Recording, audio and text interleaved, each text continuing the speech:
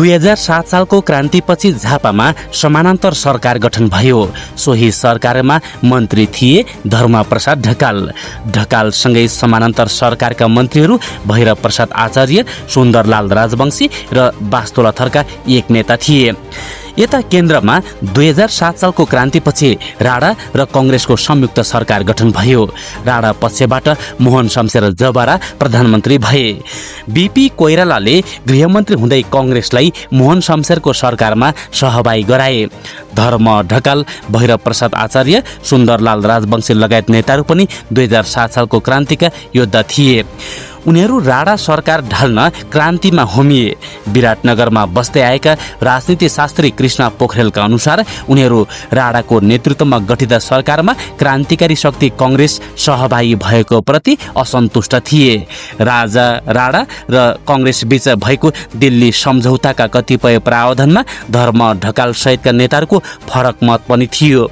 त्यही भएर उनीहरू 2007 सालको क्रान्तिपछि कांग्रेसबाट अलग भए अनि 2008 सालतिरै झापामा समानान्तर सरकार घोषणा गरे। ढकाल लगायत नेताहरू सम्मिलित सरकार झापामा केही समय टिक्यो। भनिन्छ झापाको समानान्तर सरकारले मालपोत कर पनि उठाउँथ्यो, तर यो सरकार अवैधानिक हुनाले केन्द्र सरकारले हस्तक्षेप गर्यो। कतिपय नेताहरू पक्राउ परे अनि सरकारको नामो निशाना रहेन। धर्म ढकाल झापाको शनिश्चरेका थिए। उनी जमिनदार थिए, उद्योगपति थिए, पुँजीपति थिए। बिस्तारै उनको झुकाव वामपन्थतिर बढ्यो। उनी वामपन्थीहरूले झापामा गठन गरेको किसान संगठनको नेता नै भएका थिए। उनी खास गरी सफ्ट कर्नर वामपन्थी थिए।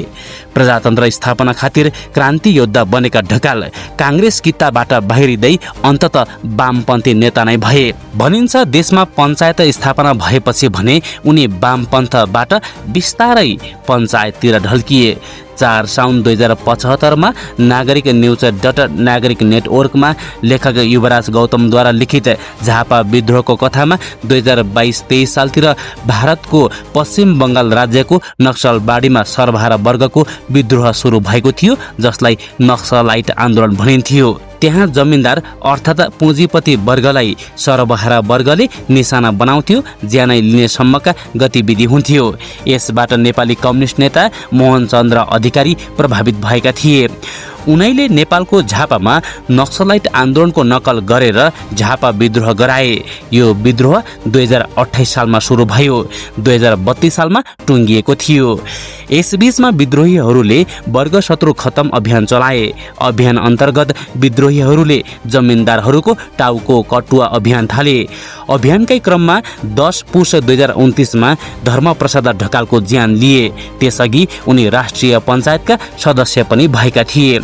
उनै ढकाललाई आफ्ना माइला छोरा ज्ञानी भनिने ज्ञानेन्द्र ढकालका साथ झापाली कम्युनिस्ट विद्रोहीहरूले ज्यान लिएका थिए।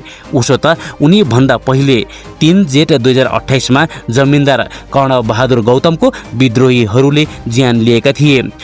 वडाध्यक्ष समेत रहेका जमिनदार भुटन चौधरीको पनि 26 वैशाख 2029 27 असार 2029 विष्णु प्रसाद विमली र ईश्वरी प्रसाद चुनालको ज्यान लिएका थिए। तर राजनीति शास्त्रीहरूका अनुसार जब विद्रोहीहरूले धर्मप्रसाद ढकालको ज्यान लिए त्यसपछि आन्दोलनले नयाँ मोड लिएको थियो। सरकार पक्ष दमनमा उत्रिएको थियो। राजनीति शास्त्री कृष्ण पोखरेलको सम्झनामा ढकालको ज्यान लिएको घटनाको बेला सेक्रेटरी खड्गप्रसाद ओली अर्थात् केपी शर्मा ओली थिए। क्षयरोगले राधाकृष्ण मैनाली थलिएपछि ओलीले सेक्रेटरीको भूमिका पाएका थिए। घटनामा ओलीसँगै मनकुमार तामाङ, लाखबहादुर तामाङ, अमरबहादुर कार्की, अमर अधिकारी, भोगेन राजवंशी, छविलाल राजवंशी, मनकुमार गौतम, राधाकृष्ण मैनाली, भूषा धिमाल, दधिराम उप्रेती, फतराज सतार, लीलादेवी कटेल, श्यामदास रेग्मी, ताराबहादुर कालाखेती, रत्नबहादुर कार्की सहभागी भनियो। मुख्य योजनाकार भने मोहन चन्द्र अधिकारी मानिन्थ्यो। अदालतले कैद सजाय र जरिवाना पनि सुनाएको थियो। त्यसबेला झापाको मेची बहुमुखी क्याम्पसमा भर्खर प्राध्यापन थालेका पोखरेल वामपन्थीतिरै झुकाव राख्थे।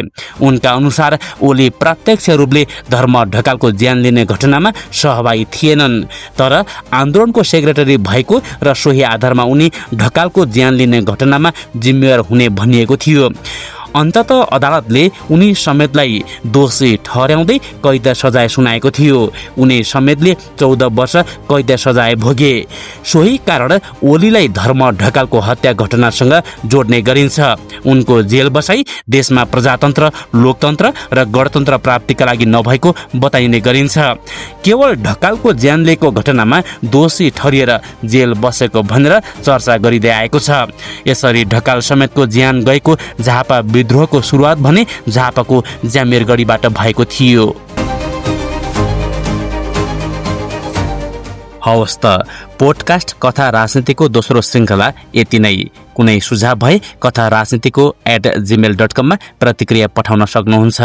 यस्तै रोचक र ऐतिहासिक राजनीतिक कथाका साथ आउनेछु। नमस्ते।